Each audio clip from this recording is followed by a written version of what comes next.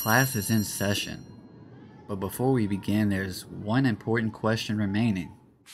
Who is going to teach the class? And this isn't your ordinary classroom or an ordinary teacher we're looking for. There's a specific type of teacher we need for this.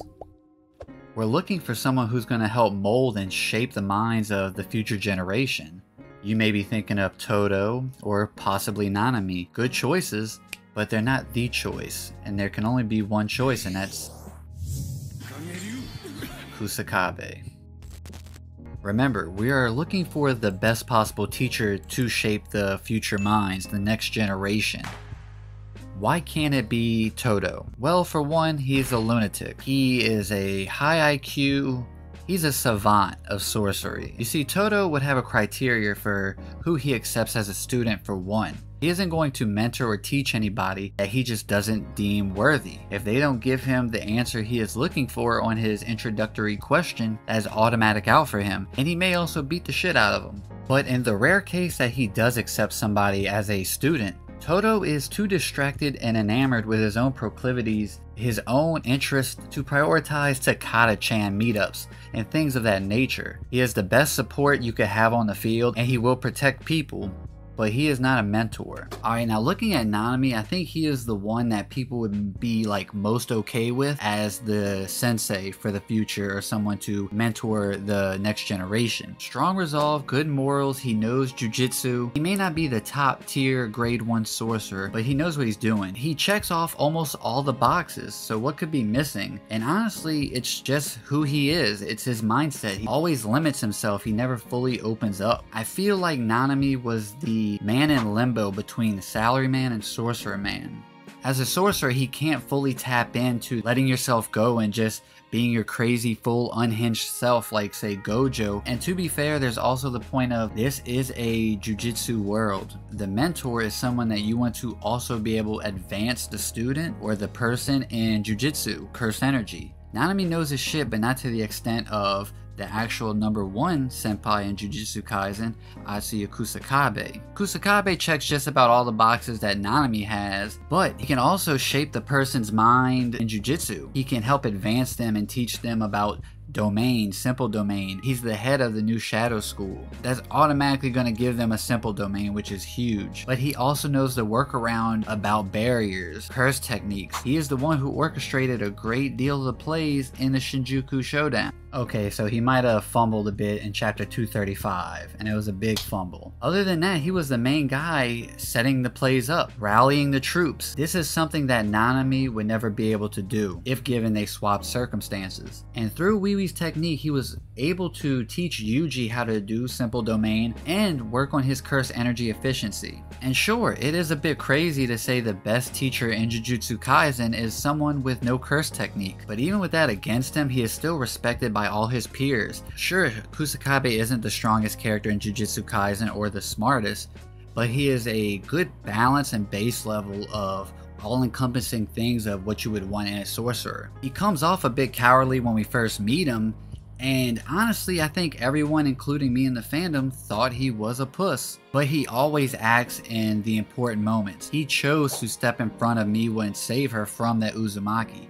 He chose to risk his life for Higuruma. He even tells him verbatim that his sword is like the surefire way to get rid of Sukuna, so he'll protect him with his life. He chose to let Panda go. Sure, maybe he is a little bit in the weeds of the Jujutsu Society higher-ups, but in this scenario, those figures aren't around anymore. They are dead. Going forward, Kusakabe logically would be the perfect mentor. He's earned enough respect to be able to criticize special grades or even get on them for their lack of curse energy efficiency. Gojo is surprised that Kusakabe didn't tell Yuta anything about his curse energy efficiency. Now this is a special grade Yuta Okotsu. Even he has something he can learn from Kusakabe. It's more about him checking all the boxes as the number 1 senpai. Jujutsu Kaisen is kinda lacking in the mentor characters category. Let's be honest, Gojo is not that senpai character. He's not a bad senpai, but he's not great either. He's not in the top 3 in my opinion. But it's not because he doesn't care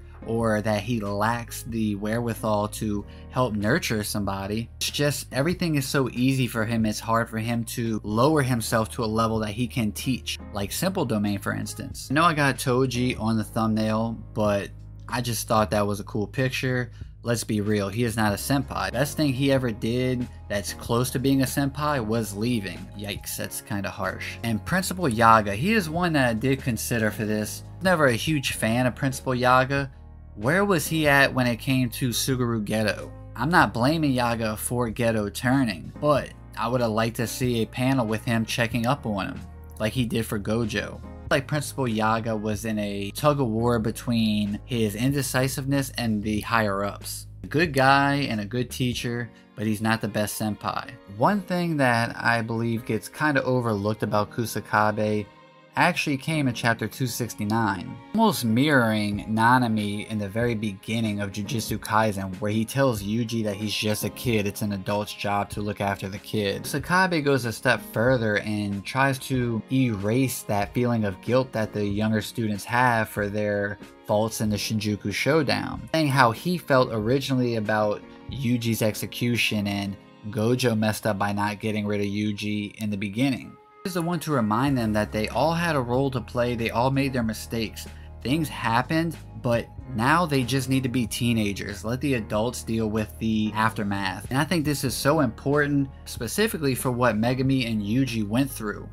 Kusakabe was a meme for a long time and he didn't earn his volume cover. His stand against Sukuna made me respect the hell out of him. He put on a pretty impressive show considering what the expectations were. And his importance in the story and dynamic of the group attacking Sukuna has been recontextualized time and time again. He earned his volume cover. He should have earned all of y'all's respect. He's earned my respect. He is the #1 senpai in Jujutsu Kaisen.